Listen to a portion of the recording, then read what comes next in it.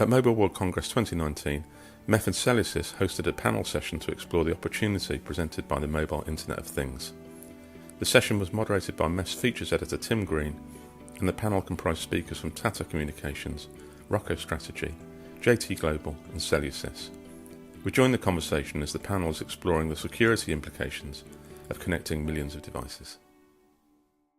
Yeah, the research we did was quite interesting because we were talking, I think we had respondents from 55 countries, about 89 different MNOs featured in our survey, and about 42% of them who were deploying IoT or had IoT services said they had absolutely no expertise in security.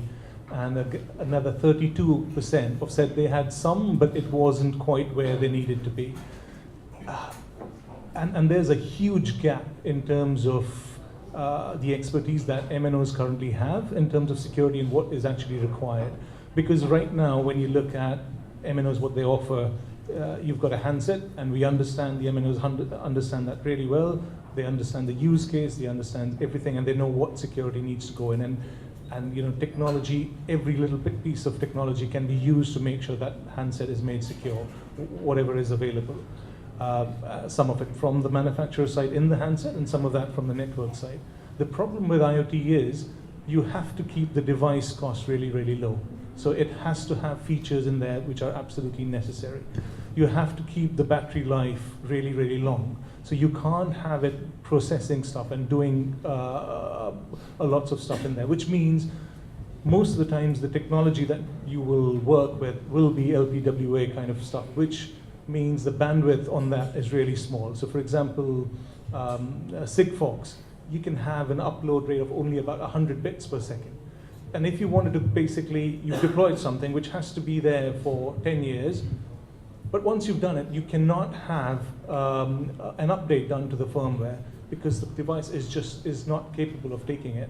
And even with LTE-M, the maximum you can get to is about 1 Mbps, which is really, really low for these kinds of things. So you've got to be really, really planned. So the only way to look at security is look at it case by case basis. So for example, shipping container, what kind of device will be used in it and what security threats it will have will be very, very different from, say, you've got a sensor placed out in the city which captures how much pollution there is on the roads.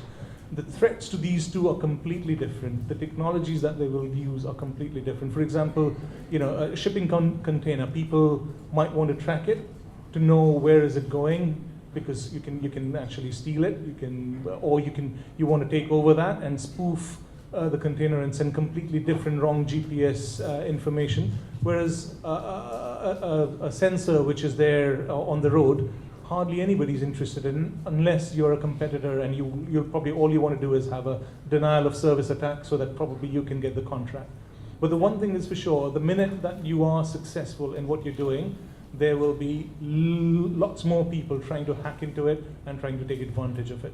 And suddenly the capability that you have with the restrictions of battery life, the technology, the device costs is much, much constrained. So you have to do a lot more work and build lots more expertise in what your offering is, to understand where the threats are coming from, to understand what the service is, and build your security capability around that, rather than have what we currently, MNOs currently have. This is the level of security that we offer. So it really depends from case to case. So Ben, maybe you can just lay out for us where the security holes are. I mean, there's the device, there's the transport layer, there's device and data in the cloud, and so on. Could you kind of walk us through those? So, I mean, I would echo what Daraj said. I mean, however much encryption you build into a network, somebody's always going to hack into it. So that's just a fact of life. And there's some very clever hackers out there. We would typically look at a range of different elements. One is the actual device itself. Okay, so the device is, or the end device, the edge, is the most susceptible. Because it's simply physically remote, so that is the weakest point in the network by definition. But we also look at encryption around the communication channel itself. We look at ways of securing the device, both in terms of encryption and other security techniques. And communication channel, we use public shared key and public key swap infrastructure, public key infrastructure, which is another layer. So I think just as Diraj said, you can't have one approach, you must have multiple layers of security to actually even attempt to try and prevent your network being hacked, and it always will be. And again, as Diraj said, you know, the way you secure a nuclear power station is very different to the way you might secure, you know, the traffic lights. So you really have to think about the most appropriate combination of security techniques. But that's what I would emphasize, is it has to be a combination of techniques. You can't simply apply one approach to security to secure your network, because that simply is just opening your network to hacking. So it has to be multi-layer security. It has to be appropriate for the type of application that you're using. You have to think about the physical element, which is the device itself and the network, and you have to think about the software element, which is the actual hack, the encryption element. So there's a whole bunch of different hard and soft elements associated with security that you have to think about. And actually, it can be quite easy to secure a simple connected device capability without too much extra security and encryption. But you just, as Diraj says, you just have to have something that's appropriate for the type of application you're using. Tom, I think you've got something to add. Yeah. Yeah, all I was going to add actually is I think the MNO community also has a big part to play in terms of looking after other network operators around the world. I mean, if you look at many of the large operator websites, there's fairly clear advice about the type of device that's going to be allowed to be access this network. But I think many players in the IoT space don't do enough to really understand what their customer is using and how they're integrating that technology.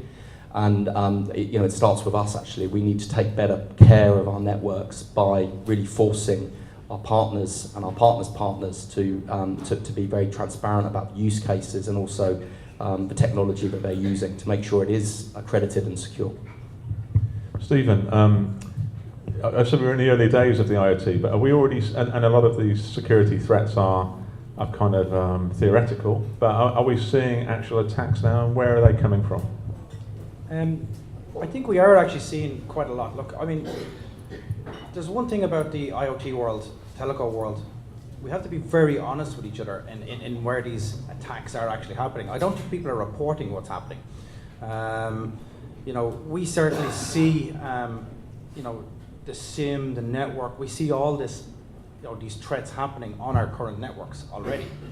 So the same SIM cards are being used in the IoT world. So if people are saying that there isn't the vulnerabilities there within that SIM card, they're really fooling each other within here. The threats are very real. We have had quite a lot of reported cases in connected vehicle, mission critical devices. Have they been done yet? Do we know if they've been done yet? Who has died in, say, a healthcare device that had a SIM in it? Because that's not been reported. We're not following this enough. I think there's a lot of education and a lot of honesty needs to be done within this to get this IoT security conversation really flowing.